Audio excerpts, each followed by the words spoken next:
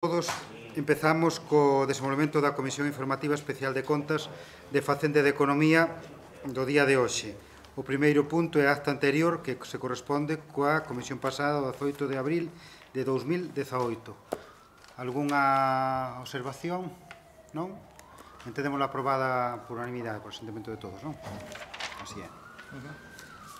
Segundo punto, aprobación inicial da modificación da ordenanza fiscal reguladora dos prezos públicos pola prestación de servizos e realización de actividades do Pazo dos Deportes Paco Paz. Alguna breve explicación? Sí, bueno, primeiro, boas tardes. Primeiro que non é unha ordenanza fiscal, é unha ordenanza a secas. Fiscal é a seguinte, que se recibe unha taxa, pero os prezos públicos... Exactamente, son prestacións patrimoniais de dereito público, pero non son tributos, e, polo tanto, teñen un réxime un pouco máis flexible das taxas que si son tributos contemplados como tales na Lei Xeral Tributaria. Ben, bueno, isto arranca dunha proposta do Servizo de Deportes. Creo que na exposición de motivos se explica de xeito sintético, pero suficiente a razón dos cambios. Nunha banda hai un cambio que en principio é formal, que se suprimen as referencias a outras instalacións deportivas. Eran unhas tarifas que estaban fixadas basicamente para as instalacións do Parque Tecnolóxico, dado que estas instalacións xa non as está xestionando a Diputación. En segundo lugar, o artigo 5 regulaba posibilidade, autorizaba a Xunta de Goberno a conceder bonificacións sobre os prezos públicos, non? O que se fai agora é levar a ordenanza unha serie de criterios e unha regulación do procedimento para darlle, digamos, un pouco máis de seguridade xurídica a ese procedimento que era, bueno, pues estaba moi aberto e moi discrecional. Está baseado un pouco tamén na práctica do que se viña facendo dentro do Servicio de Deportes. As bonificacións que se concedían sobre a base dunha proposta do Servicio de Deportes na que se tiñan en conta estes criterios que agora se positivizan, é dicir, se recollen xa na ordenanza. E, por último, o terceiro cambio importante é unha técnica que estamos empregando en todos os prezos públicos. Nas taxas, por exemplo, non é posible facelo, pero nos prezos públicos a Lei de Facendas Locais, no artigo 47, permite que o que é a fixación das tarifas concretas se poida delegar na Xunta de Goberno. A razón de que se faga esta delegación é fundamentalmente que o cadro de tarifas dos prezos dos servizos do Pazo dos Deportes son enormemente amplios. Inclúe prestacións como a realización de vendaxes. Hai unha serie de tarifas que están un pouco suxeitas tamén a criterios de mercado que se pretende ir mudando un pouco en función da demanda e da conxuntura. Hai bonos, por exemplo, para familias, bonos para fitness, bonos para zona de augas. Ocupaba varias páxinas da ordenanza e, claro, modificar calquera desas tarifas, no seu caso, exixiría ter que levar ao pleno información pública de 30 días hábiles, etc. É un proceso enormemente complexo para o que pode ser eso, o prezo do aluguer de toallas, da realización de vendaxes ou dos propios abonos. O que se fai é delegar na Xunta de Goberno. Teño que decir que previamente a aprobación en Xunta de Goberno desas tarifas concretas, a proposta de prezos pasará pola Comisión, polo ditame da Comisión, e ademais na ordenanza se prevé que teña que ir acompañado, baseada nun informe do Servicio de Deportes que xustifique un pouco o sentido das tarifas. E iso é basicamente, isto prevese que entre en vigor a partir do 1 de setembro de 2018, é dicir, para a nova tempada deportiva. Iso basicamente o que se propone aprobar. Moi ben, pois moitas gracias pola información tan cumprida. Algúnha observación? Sí, Armando. Creo que lle faltou ao señor secretario referirse á modificación do artigo 6. Poderá exixirse aos usuarios do pabellón auxiliar, pabellón principal e a constitución dun depósito de garantía. Creo que non se referiu a ese. Eso se modifica? Sí. Sí, pois esa non me... Bueno, se propuxo, é dicir, se modifica o artigo 6 para engadir eso, que se pode exixir unha garantía cando se solicita para o uso dos pabillóns para calquer tipo de actividade. Hai que ter en conta que no Pazos de Botes Bacobal se realizan actividades non só actividades normais e deportivas, senón actividades, concertos, eventos de todo tipo. E se establece en todo caso unha fianza para os clubes de 100 euros ao ano que se devolve ao finalizar a temporada. E simplemente, pois eso, que constitúan un depósito, unha fianza, pois en función do risco que poida supoñer para as instalacións a actividade de que se trate.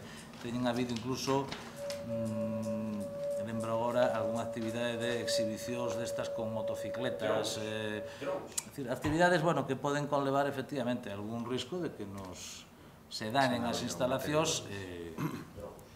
Entendo que eso, a verdade, que non, escapouse na hora que... Moi ben, algunha cuestión máis? Non. Votamos entón. Votos a favor da aprobación inicial da ordenanza? Só le vota Antonio, a favor. A favor, voto. Eu estaba explicando. Se non... Votos en contra? Abstencións? Moitas gracias. Vamos ao terceiro punto. Aprobación inicial da ordenanza fiscal reguladora das taxas pola participación en procesos de selección de persoal da Deputación Provincial de Ourense. Recurrimos de novo ao señor secretario. Ben, si tiven que informar. É outra novidade, por certo, os informes de secretaría nas ordenanzas que deriva dun Real Decreto aprobado hai 2 meses. O Real Decreto 128/2018, creo que de 18 de marzo, que dá nova regulación ás funcións dos habilitados nacionais, entre outras cousas ampliou as funcións dos secretarios da administración local, que tiñamos que informar en moi poucos casos, e agora temos que informar en algúns máis. Entre outros, todas as ordenanzas teñen que levar informe de secretaría, e por eso estas o levan, non? Ben, neste caso, o que se propón é acordar a imposición dunha taxa, un tributo con contraprestación, que grave a participación en procesos selectivos de persoal da Deputación Provincial. O feito de impoñer a taxa, a participación en todo tipo de procesos selectivos de persoal que se realicen, tanto de carácter fixo como de persoal laboral temporal ou funcionario interino, sendo contribuintes os participantes, reivindicándose a taxa no momento en que se solicita a inscripción do aspirante no procedimento, e establecéndose unhas tarifas fixas que se determinan en función do grupo ou subgrupo de titulación. A razón de establecer, según vi no informe económico de intervención, as tasas, as tarifas por grupos de titulación é porque, primeiro, as retribucións dos tribunais están fixadas por un Real Decreto do Estado e teñen contías diferentes en función do grupo de titulación. É dicir, a dieta por asistencia dun membro dun tribunal para unha praza do grupo 1 é máis alta que para un grupo do grupo C1 e así sucesivamente. E doutra banda, o volume moitas veces de asistentes, de participantes nas probas, é diferente. Nas probas do subgrupo 1 normalmente hai menos participantes, co cual a recadación que se pode ter polas tasas é menor, é dicir, o custo é maior e normalmente, isto é unha estimación, pero normalmente hai menos persoas presentadas, co cual se ingresa menos.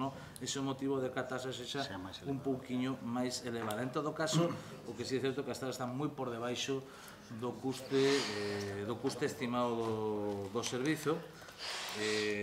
Parece, polo que se di na exposición de motivos, que hai unha certa idea de non tanto de recadar ou de cubrir eses custes que se cubren mínimamente, senón tamén de racionalizar un pouco o uso da participación nos procesos. Se exixe un réxime de autoliquidación, se prevé unhas excepcións para persoas discapacitadas, para persoas de familia numerosa, unha modificación de 50%, para persoas en situación de desemprego como parados de longa duración do 100%, e pouco máis o que ten a ordenanza isto. Moi ben, moitas gracias de novo. Algúnha aclaración, observación? Non? Quedou entendido. Bueno, pois votamos logo. Votos a favor? Esta vez non deixado solo a Antonio. Votos en contra? Abstencións?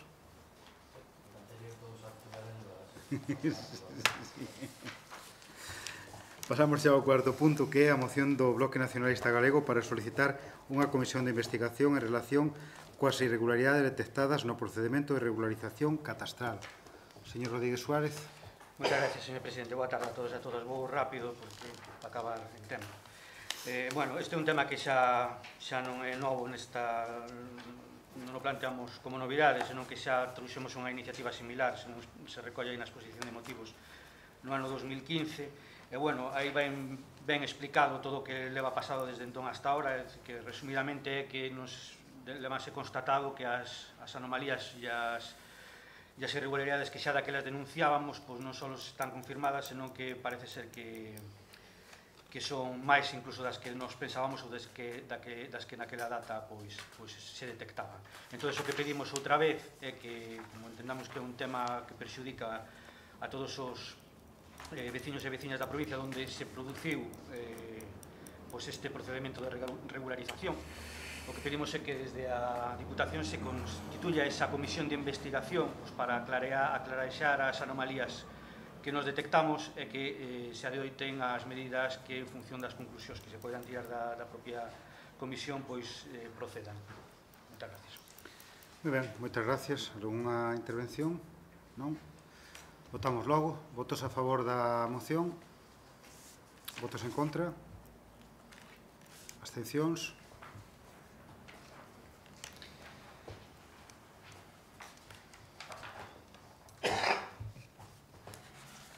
Moi ben, pasamos xa ao quinto punto, que son as mocións de urxencia. Existe alguna moción de urxencia? Comisión non. Bueno, pois entón pasamos xa ao último punto, que son os rogos e preguntas. Algún rogo, unha pregunta?